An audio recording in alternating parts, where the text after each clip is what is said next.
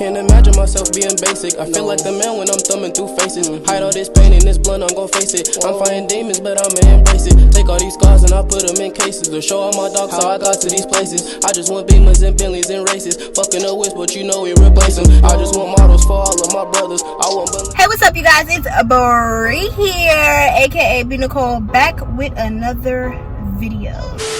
Today's video, guys, is a Valentine's Day lookbook. I will be putting together 3 street style outfits ideas that you can wear on Valentine's Day or whenever. Basically, I got inspired by That's So Raven. I seen an episode on That's So Raven, and she had on a bandana that was bedazzled, and I was like, that's cute. So I'm gonna try it myself and bring it back. So I bedazzled my bandana. I bedazzled 3 different bandanas.